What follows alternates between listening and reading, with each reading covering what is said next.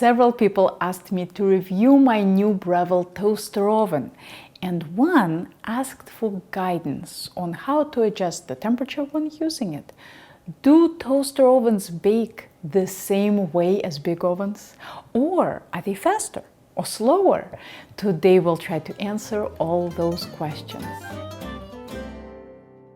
Let's start with the review and then we'll get to the differences. My model is called Smart Oven Air Fryer.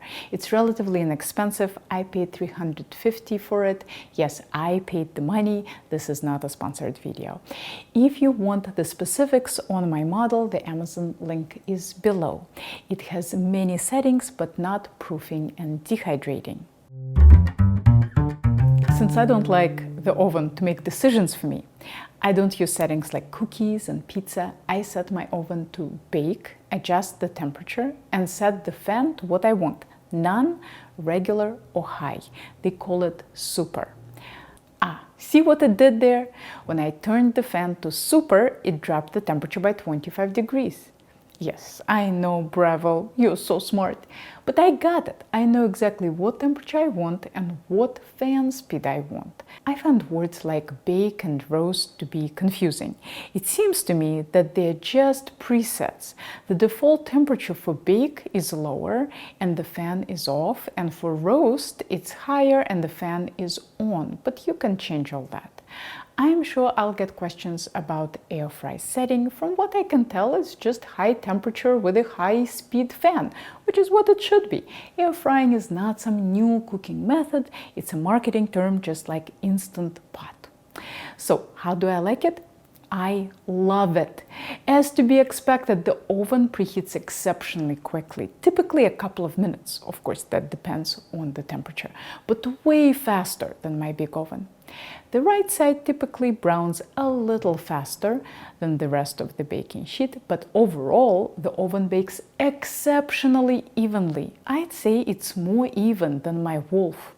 Don't let its petite size fool you. This thing is pretty roomy. I can stick an 11-inch tart into this oven. Breville has been a godsend for the reverse sear method. I use reverse sear a lot. That's how I cook all the tender thick pieces of meat.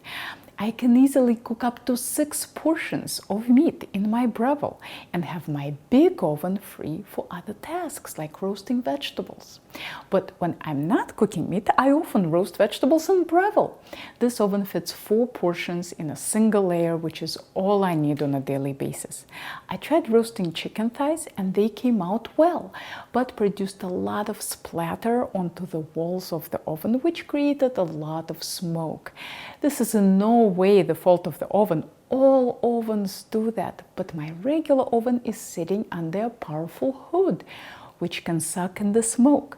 But my Breville is sitting under my white kitchen cabinets and I don't want them to turn gray. So far that hasn't been a problem, but I don't want to risk it, so I primarily stick to tasks that are not very smoky. About the broiler. Compared to my Wolf infrared broiler with a real flame, Breville is wimpy. Here is salmon broiled in Wolf and here it is broiled in Breville. But for an electric broiler, that's not bad at all. Breville comes with all sorts of accessories and some of them are useful. This dark enamel baking sheet browns very well, but it tends to be a bit sticky and sometimes it is hard to clean. I also don't love this rhombus elevation in the center. The big round sheet is very handy. I use it for tarts, toast, and even roasting veggies. It seems to be covered in a non-stick coating because it cleans up very easily. The little rack is very handy. I use it a lot for reverse sear. The air fry tray, I really don't know what to do with this. If you're cooking frozen French fries, I can see how it can be useful, but if you're cooking normal food covered in oil, won't the oil drip and create a ton of smoke and mess? I'm sure some of my viewers will let me know what to do with it. Okay, so now you know. I love my baby Breville, but how is it different from the big bad Wolf? The size is only the tip of the iceberg. Normal American ovens only have a heating element on the bottom. The one on top is a broiler and doesn't come on for the bake cycle. Breville is designed like a European oven.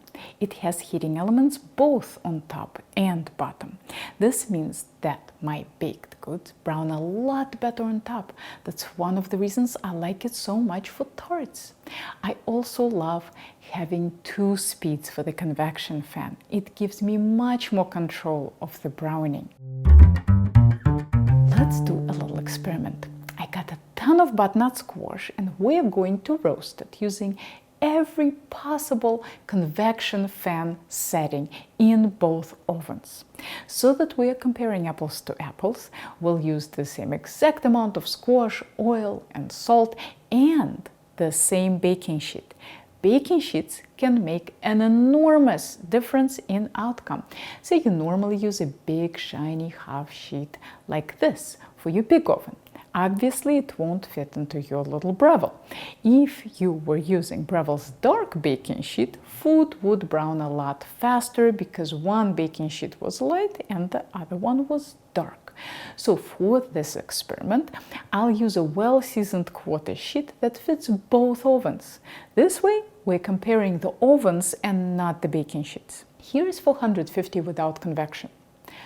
Both ovens took around 20 minutes on the first side. Wolf came out a bit darker. I stirred the squash and returned it to the oven, and since Wolf was browning faster, I gave it a few minutes less than Breville. Both batches came out well. Wolf was a little faster and darker, but Breville was more even. Now let's try with convection. So that our squash doesn't burn, I'll lower the temperature to 425. Note that since we are using convection, we get browning on top as well as the bottom. Now Breville was a bit faster, but Wolf came out a bit darker. Now let's try super convection. Wolf doesn't have it, so we'll just use Breville. I set the temperature to 400 because I was worried about burning. Even at this lower temperature, this batch was the fastest. The first side took 13 minutes and the second side 7. It was also very evenly brown. All the batches were equally tender in the end, but as you noticed, it was very difficult to get them equally brown. Breville seemed to brown more evenly than Wolf, and here is the total cooking time for each batch. Now let's talk about low heat cooking where browning is not desirable, like reverse sear. At 250, without convection, Breville dries out the top surface of the meat a lot more than Wolf, and the cooking times are a tad shorter. There are 2 reasons for it. Breville has a heating element on top, and electric ovens are not as humid as gas ovens. I tested both ovens with a thermometer, and they are both relatively accurate. But it's not just the temperature, it's the humidity and where the heat is coming from that makes a difference too. I don't mean that the meat comes out dry using reverse sear in Breville, not at all. The surface comes out dry, which is a good thing for a sear. To take advantage of this top surface drying, it's a good idea to flip the meat halfway through cooking, but I don't always remember this. Another thing to consider is the batch size. I've noticed that when I roast vegetables in my big oven, it goes a little faster for smaller batches. When you think about it, it makes sense. Smaller batches produce less steam, and that's why they brown slightly faster. So let's take the data that we've collected and add some intuition that I've gained over the years cooking in other people's ovens. My Wolf gas oven is very aggressive with browning. Whenever I cook in someone else's house who has an electric oven, things seem to brown slower, especially without convection. The fact that Breville was almost as fast as my Wolf without convection and faster than Wolf with convection, especially with super convection, makes me think that most people would find it very fast compared to the regular oven. As you've seen, cooking with convection is not just faster, it's different. I have a video about it that I'll link to below. So play with time and temperature and be vigilant when cooking with a little oven. Check up on the food a lot earlier than with a big oven. I'm hoping my viewers will chime in with their observations so that we can get feedback about other oven brands and types. Here are more thought-provoking culinary videos for you to check out, and if you are ever in the Boston area, maybe I'll see you in one of my classes.